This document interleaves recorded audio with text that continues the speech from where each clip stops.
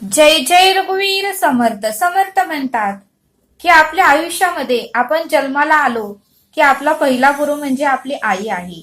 आई आपल्याला उत्तमाचा मार्ग दाखवते आणि आणि दुसरा गुरु म्हणजे आपल्याला योग्य मार्ग कोणता अयोग्य मार्ग कोणता हे दाखवणारे म्हणजे आपले दुसरे गुरु असं समर्थांनी आपल्याला इथे सांगितलं.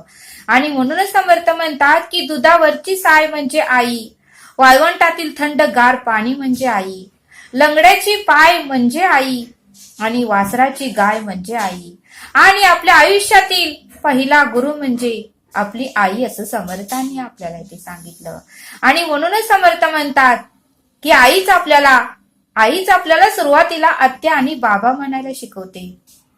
म्हणून समर्थ म्हणतात की मुलगा ज्यावेळेस जन्माला येतो त्यावेळेस आईच त्याच्यावर उत्तमाचे संस्कार करते. मुलगा ज्यावेळेस जन्माला येतो त्यावेळेस आईच त्याच्यावर उत्तमाचे संस्कार करते.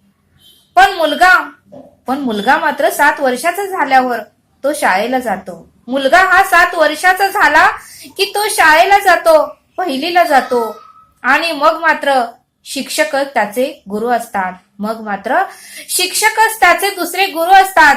आणि म्हणून समर्थ म्हणतात की एखाद्या माणसाला जर गुरु नसेल तर त्याची अवस्था चिखलाच्या गोळ्याप्रमाणे होते. म्हणून समर्थ म्हणतात की एखाद्या माणसाला जर गुरु नसेल तर त्याची अवस्था चिखलाच्या गोळ्याप्रमाणे होते. आणि म्हणून समर्थ म्हणतात की प्रत्येकाच्या आयुष्यामध्ये मृत्यू येईपर्यंत एक तरी गुरु हा पाहिजेच. गुरुच आपल्याला उत्तमाचा मार्ग दाखवतो, गुरुच आपल्याला उत्तमाच्या दिशेने नेतो. आणि म्हणून समर्थ म्हणतात की आयुष्यामध्ये उत्तमाचा मार्ग आपल्याला जर उत्तमाच्या मार्गाने जायचं असेल तर आपल्या आयुष्यामध्ये एखादा तरी गुरु असणे अत्यंत आवश्यक आहे असं समर्थांनी आपल्याला इथे सांगितलं. आणि म्हणूनच समर्थ म्हणतात की एखाद्या माणसाच्या आयुष्यात जर गुरु नसेल तर त्याची अवस्था चिखलाच्या गोळ्याप्रमाणे होते असं समर्थ आपल्याला इथे सांगतात. म्हणून समर्थ म्हणतात की प्रत्येक मनुष्याला गुरु असेल तरच त्या चिखलाच्या गोळ्यातून त्याची सुंदर मूर्ती तयार करण्याचे सामर्थ्य आणि ताकद गुरूंमध्ये आणि शिक्षकांमध्ये असते असं समर्थ आपल्याला ते सांगतात. म्हणून समर्थ म्हणतात की चिखलाच्या गोळ्याप्रमाणे जर गुरु नसेल तर आपली अवस्था होते. त्याच माणसाला जर गुरु भेटला तर त्या चिखलाच्या गोळ्यातून सुंदर अशी मूर्ती तयार करण्याचे सामर्थ्य आणि ताकद एका गुरुमध्ये आणि एका शिक्षकामध्ये असते असं समर्थ आपल्याला इथे सांगतात. समर्थ म्हणतात शिक्षक हा मार्गदर्शक असतो. आपल्या वर्गातील शिक्षक हा आपला मार्गदर्शक असतो.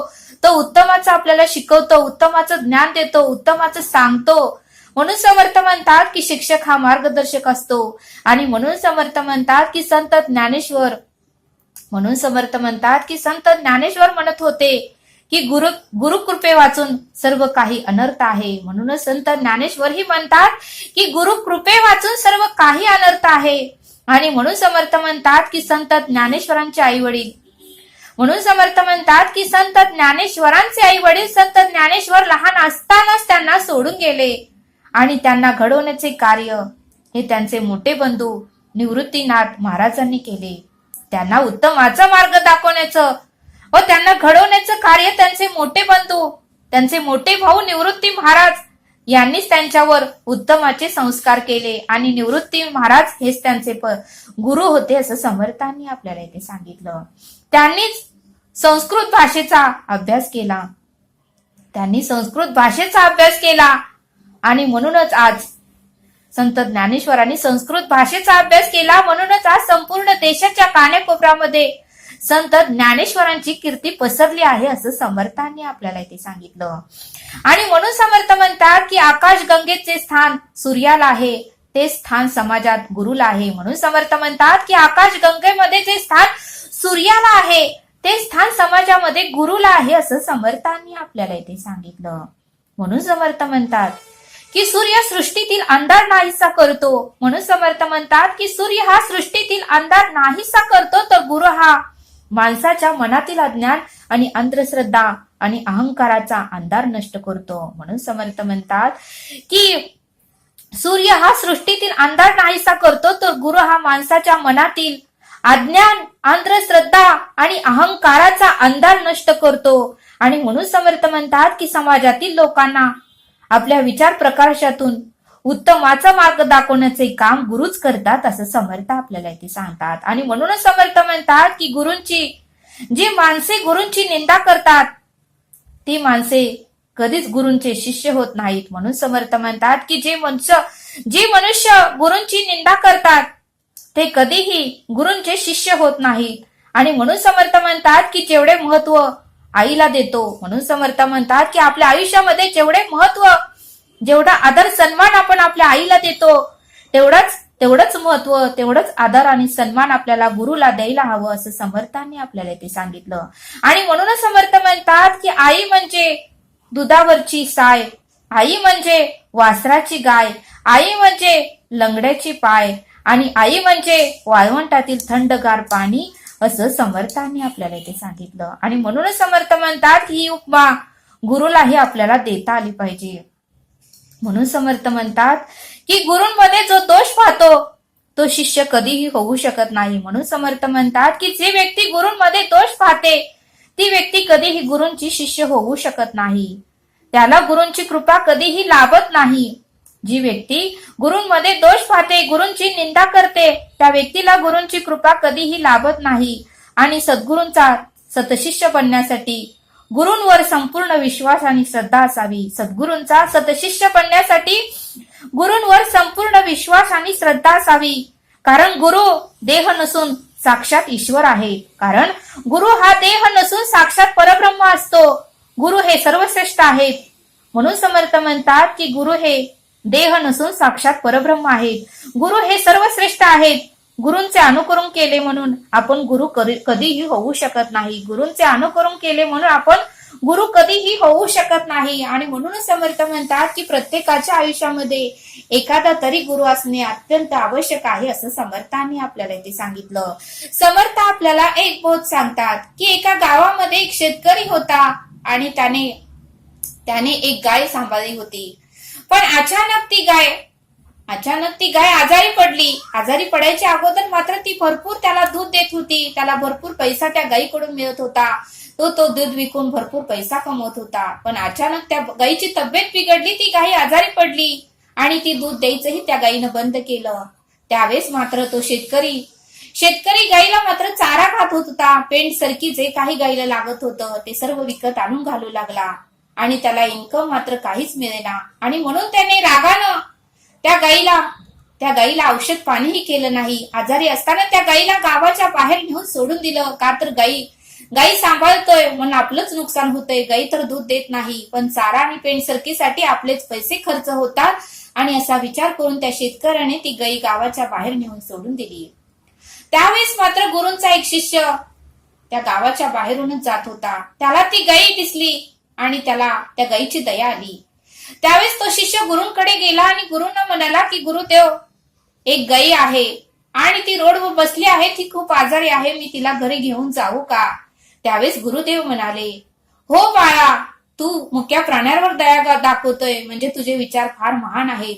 गायी ही माताच आहे. गायीच्या पोटात असंख्य देव वास करतात. गायी ही परब्रह्मच आहे. तिची तर तू सेवा केली तर तुला भरपूर पुण्याई मिळेल, भरपूर आशीर्वाद मिळेल. तू त्या गायीला घेऊन घरी जा आणि तिची सेवा कर. त्यावेळेस त्या शिष्याने गुरूंचं ऐकलं आणि तो त्या गायीला घेऊन आपल्या घरी गेला आणि तिला बरं केलं. दवाखान्यातून डॉक्टर बोलवून आणले, तिला औषध पाणी केलं. ती गायी ही उत्तमाची बरी झाली. तीही दूध देऊ लागली. काही दिवसाने तिलाही एक वासरू झालं आणि दोघेही ठणठणीत होते. आणि ती गायी त्या रामू नावाच्या शिष्याला भरपूर काही दूध देऊ लागली. हे जेव्हा त्या शेतकऱ्याला कळालं, जेव्हा ज्या शेतकऱ्यांनी गायी गावाच्या बाहेर सोडलं त्या शेतकऱ्याला कळालं, त्यावेळेस तो शेतकरी रामूकडे आला आणि म्हणू लागला की ही माझी गाय आहे आणि माझी गाय घेऊन जायला मी आलो आहे. त्यावेळेस तू माझी गाय मला परत दे. त्यावेळेस रामू म्हणाला की ज्यावेळेस ती गाय आजारी होती त्यावेळेस तू गावाच्या बाहेर नेऊन सोडलं. त्या गायीची तुला दया आली नाही, त्या गायीची तुला माया आली नाही. त्या गायीनं ज्यावेळेस तुला दूध देत होत त्यावेळेस तुला आनंद होत होता. पण ज्यावेळेस ती गायी दूध द्यायचं बंद झाली, ज्यावेळेस ती गायी आजारी पडली त्यावेळेस मात्र तुला त्या गायीचं ओझं वाटू लागलं आणि तू खर्च पैसा होऊ लागला म्हणून त्या गाईला गावाच्या बाहेर नेऊन सोडलं. एवढा कसा तू निर्दयी मनाचा, आणि आता मात्र तू गाईला न्यायला आलाय, मी तुला गाई देणार नाही. त्यावेळेस मात्र दोघांमध्ये वाद सुरू झाले आणि तो म्हणाला, हे वाद माझे गुरुच सोडवतील, त्यावेळेस आपण गुरूंकडे जाऊया. आणि तो शेतकरी आणि रामू गुरूंकडे गेले. त्यावेळेस गुरुदेवाला रामूने सर्व काही सांगितलं. त्यावेळेस गुरुदेव म्हणाले, चांगुलपणामुळे आपण सर्वांची मने जिंकू शकतो. गुरु रामूला म्हणाला की चांगुलपणामुळे आपण असंख्य लोकांची मने जिंकू शकतो. मग तो मनुष्य असू दे किंवा प्राणी असू दे किंवा पशु पक्षी असू दे किंवा जंगलातील वाघ सिंह असू दे, आपण चांगुलपणामुळे अनेक लोकांची मने जिंकू शकतो. आणि तू मात्र उत्तमाचंच काम केलं आहे. तुझ्यामध्ये चांगुलपणा होता. ज्यावेळेस ती काही आजारी पडली त्यावेळेस तू तिला घरी नेलं, तिला बरं केलं आणि तिला आता ठणठणीत केलं. तर तुझा चांगुलपणा आहे. त्यावेळेस निर्णय मात्र ही गाईच घेईल. मी मात्र निर्णय घेऊ शकत नाही. ही गाई माताच त्याचा निर्णय घेईल. त्यावेळेस गाईला विचारलं गुरुदेवांनी की हे गाई माता, तुला कोणाकडे राहायचं आहे? त्या शेतकऱ्याकडे राहायचं आहे का रामूकडे राहायचं आहे?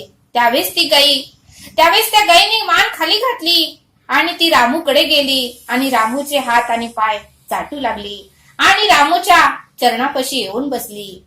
त्यावेळेस गुरुदेव म्हणाले की याचा निर्णय गाईनेच केला आहे. गाईला रामूकडेच राहायचं आहे.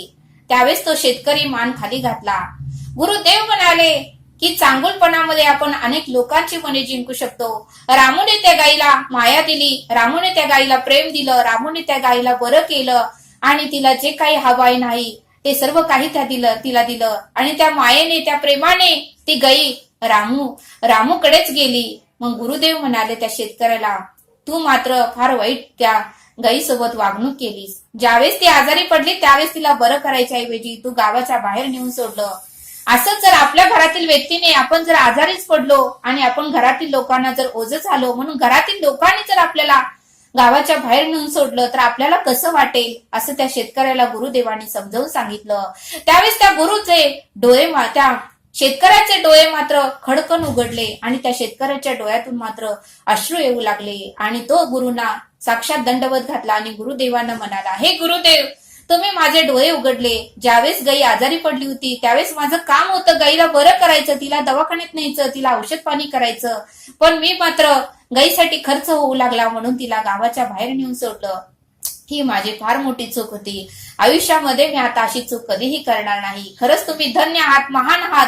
आजपासून मी तुम्हाला माझे गुरु मानत आहे, कारण माझे डोळे तुम्ही उत्तमाचे उघडले आणि उत्तमाचं मला समजावून सांगितलं. माझ्या आयुष्यातली ही पहिली आणि शेवटची चूक आहे. माझ्या आयुष्यामध्ये मी आता पुन्हा कधीही अशी चूक करणार नाही. त्यावेळेस गुरुदेवांनीही त्याला शिष्य म्हणून स्वीकारलं.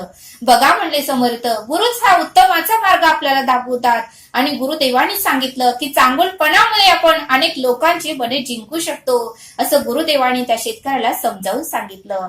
म्हणून समर्थ म्हणतात की प्रत्येकाच्या आयुष्यामध्ये उत्तमाचा मार्ग दाखवण्यासाठी एक गुरु असणे अत्यंत आवश्यक आहे, असं समर्थांनी आपल्याला इथे समजावून सांगितलं. तरी आता आपण येथेच थांबूया. धन्यवाद. जय सद्गुरु.